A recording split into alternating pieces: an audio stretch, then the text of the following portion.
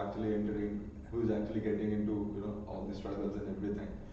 So during the course, I have this doubt that if a first generation, if somebody who is having, is getting diabetic at he is in the first generation. So I wanted to know that how he should handle it psychologically, and how he can manage for the coming generations or other persons.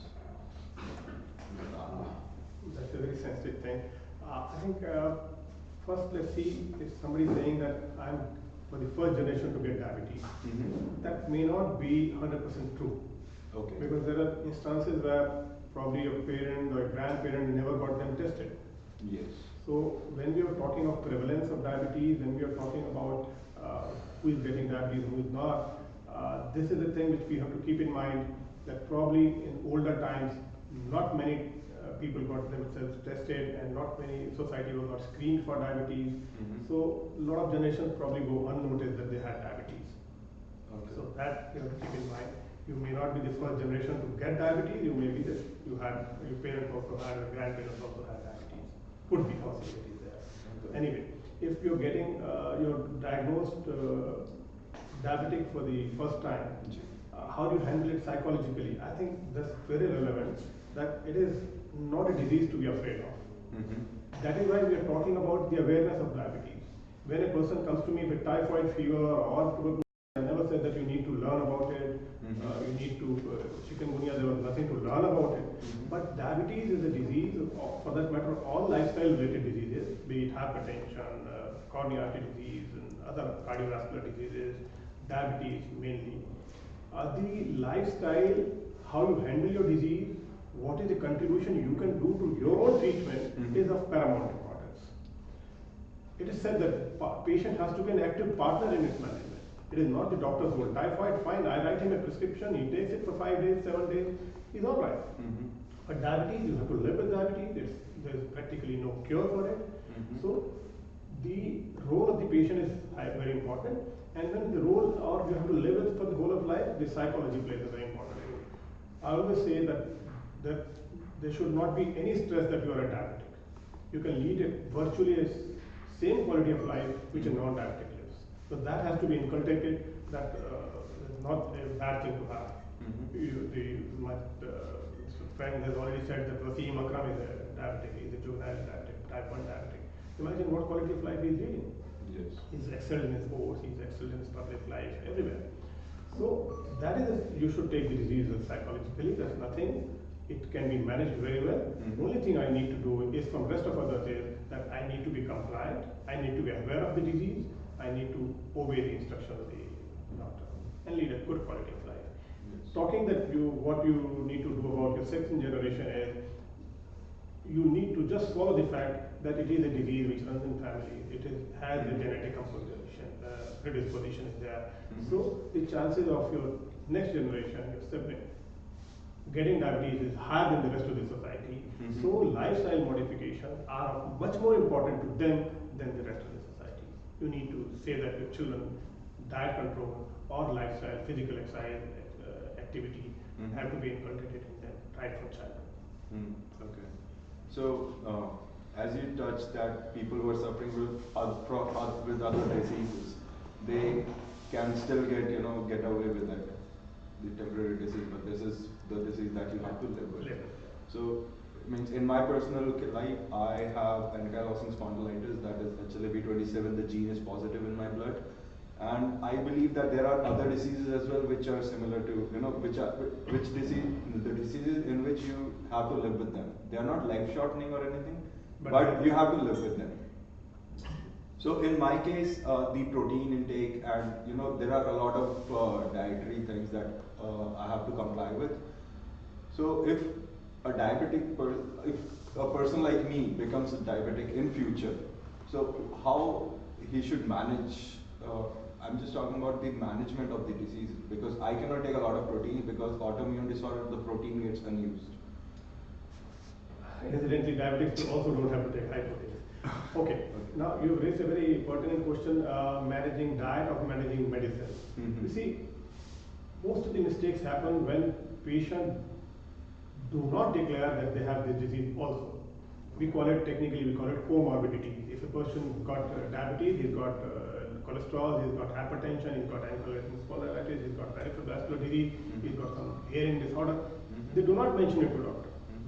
They don't, it's not necessary. They go and say, I've got diabetes, my diabetes is not under control. How many times doctor will take a detailed history that you have this, you have this, you have this, you ever get pain in your leg, you ever. So it is important for the patient to tell the doctor that I also have this. Accordingly, whether it is physical exercise, whether it is diet, whether it is drugs, all need to be accordingly monitored. You're talking about diet only. Yeah. It is not only diet, it is a physical exercise.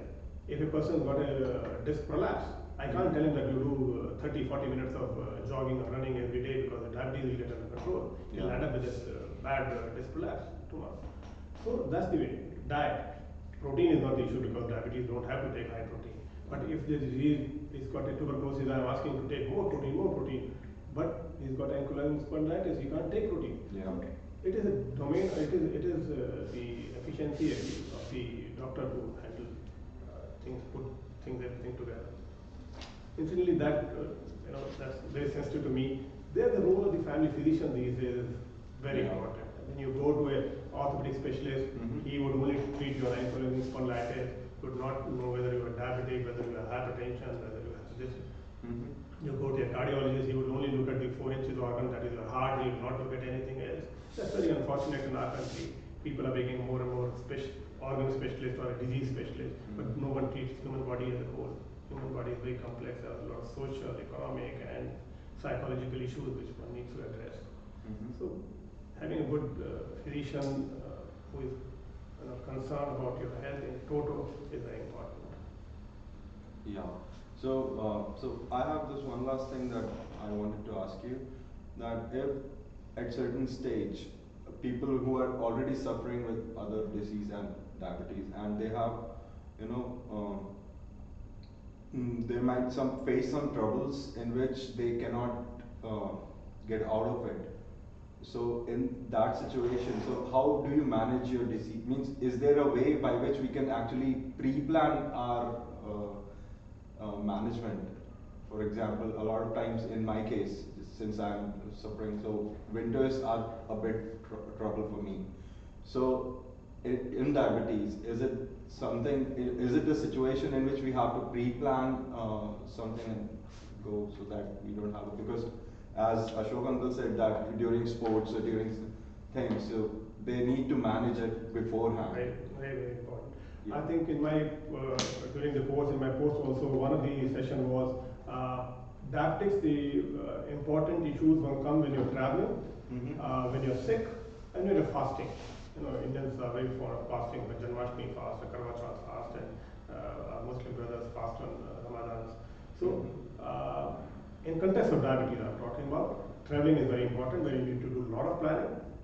Fasting is very important, where you do a lot of planning, and when you're sick. A lot of mistakes to take place during these 3 occasions. So in my post also I have highlighted on these issues, especially when you're sick for any other reason. Diabetes medication needs to be altered sometime, they need to be stopped sometime, or it needs to be continued. People wrongly stop the medication. So those are the issues. Similarly, while traveling across the globe with time lag, taking insulin and the food timing will be different in that country. So your insulin doses, insulin timing, everything needs to be altered accordingly. Similarly, for fasting also. So there the pre-planning is very important.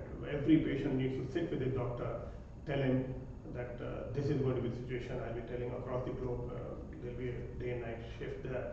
So what time my insulin or what doses insulin has to be taken. And other general precautions when a diabetic is traveling, he needs to carry some sweets with him, he needs to carry a diabetic card if he becomes hypoglycemic in a plane, what will happen. He needs to carry enough quantity of his medication because the same brand may not be available across the globe. And carry his prescription. Sometimes you carry your medicines, aircraft, few people object, why are you carrying so many medicines, are you going to trade them? So you carry a prescription. Those kind of general precautions are very necessary. So, Professor Suresh, आप पूछिए. Good afternoon, Dr. Sir. Good afternoon. It's a pleasure talking to you. I have certain generic questions. A friend of mine was having diabetes. I just asked because I read somewhere that there are two types of diabetes. One is the genetic, the other is stress. So I asked him what kind of diabetes you are. How do you know it? I read somewhere. He said, I have stress diabetes. And I know exactly when I got it. How come? He said, I had a fight with my head of the department. And from that day on, I had the stress diabetes. So how stress triggers the diabetic conditions? Uh, Let me clarify, there is no type of diabetes which is called genetic or which is called stress diabetes. Okay. Technically, we used to call them for ages juvenile onset, that is, which happens in childhood, and adult onset diabetes, which also is not correct. We call them type 1 diabetic, type 2 diabetes. Type 1 is there's an absolute deficiency of insulin being produced by the pancreas. It normally starts in the early age, in the first decade of life itself, never after 30 years. And type 2 is which starts in third, fourth day. It is insidious in origin. Gradually, the insulin deficiency and insulin resistance keep building up, and finally, you are detected as a diabetic. So, stress is a one component which can cause diabetes by making a person more and more insulin resistant. I said insulin resistance could be genetic. Genetic as in people we have central obesity. People who are obese from childhood, especially the central obesity, the fat in the viscera, the abdominal organs. Whatever they do, they will develop insulin resistance when they grow. That's called genetic component of the insulin resistant. The other major component, it is supposed to be about 70% time, the insulin resistance develops because of your environmental issues, because of your acquired issues. One of them is stress. Other is high carbohydrate diet. People who are eating a lot of sugar, chocolates and sweets, they develop sedentary lifestyle. People who just keep sitting, shopkeepers, they go to the shop in the morning, all through the day they're sitting on a chair. That's also contributing to insulin resistance. Malnutrition in the womb, fetal malnutrition, if lady has had a very small baby, that baby, when it comes 30, 40, he will have some kind of insulin resistance for sure. Women who have polycystic disease of the ovary, they will get insulin resistance. Stress, lack of sleep, emotions, your thoughts, your bad habits, smoking and tobacco use, they all contribute toward insulin resistance. So this man, what you're referring to, the stress is one of the components which has led him to have insulin resistance. That's there is another related question with this. These days, the executives, especially in the software industry, that they are under stress and it leads to cardiac problems. So does it also lead to diabetic conditions? Or will it? As Naman pointed out. Yeah, very true, very true. It is not stress alone. Fast food, junk food, high refined sugars, lack of exercise, and stress. All of them predisposes a person not only to diabetes, to high cardiovascular event risks. So that's very relevant today. No, that's what, because you see there is a lot of emphasis on this, that the sedentary life, the junk food, as you said, that will lead to the cardiac problems. Yeah. But there is no, what you call, informed opinion that it will also cause diabetes. उसके बारे में ज़्यादा चर्चा नहीं है. The reason probably is because ultimately the fear is of the heart diseases. Ultimately fear of the heart disease, because even the 50% of the diabetics die of the heart disease. Oh. Because they are equally, doubly or rather 3.2 times more prone to develop cardiac disease than the rest of the society. So the fear is of the heart disease. So that's why it is said that these things, bad food habits and lack of exercise and stress and thoughts and stimulants and tobacco, they all put you to high risk of cardiovascular disease, but they equally put you to high risk of diabetes, hypertension. That's this animal-based insulin, I guess I'm using the right word. I think it was coming earlier from two sources, one the pig and perhaps the cow. Bovine is cattle. See, original research was with pigs in Canada by Pant. Yeah, Pant. इसमें बहुत सारे share market है. मैं इसलिए पूछ रहा हूँ, 51. A friend of mine, he was getting cured by one type of insulin. I do not know bigger which one, because he was with insulin more now. So he, when I was outside, he said कि मेरे लिए वही insulin लाना, यहाँ हिंदुस्तान में वो नहीं मिलती है, तो इसलिए मुझे उससे फायदा नहीं होता है. तो is there any relationship with the source of the insulin? Difficult to say that. हाँ, तो वो तो मुक्त भोगी था. I don't understand. तो Difficult to say that. What वो exactly was the एक issue? issue हुआ उसका. ये जो हमारे पुराने ज़माने में भी मधुमेह की बात तो होती थी, और शायद मधुमेह 2-3 प्रकार का शायद माना जाता था उस time. माना जाता था. तो वो वही चीज़ है जैसे आज टाइप 1 टाइप 2 आप कहते हैं, या कुछ और था उनका सोचने का टाइम? जहाँ तक मेरी नॉलेज है, जहाँ मैं लिटरेचर पढ़ता हूँ, उस टाइम शायद मधुमेह 2 टाइप का इसलिए माना जाता था कि वो जब वो शुरू हुआ उसके ऑनसेट के हिसाब से डिफरेंशिएट करते थे. Not that was not very scientific. वो कहते थे जो बचपन से मधुमेह है तो एक टाइप है. Even the medical fraternity also classified diabetes for till in 70s 80s as juvenile onset. When I was in medical school, we used to have juvenile onset diabetes and maturity onset diabetes, or we used to call insulin dependent diabetes or non-insulin dependent diabetes. But as the knowledge has grown, we found it is not correct. Even maturity onset diabetes will need insulin. So how can you call them they are not insulin dependent? तो उस समय तो ये हमारी diabetes की investigation कैसे है या स्टेप्स नहीं थी, तो उस समय वो कैसे मधुमेह का पता लगा रहे थे?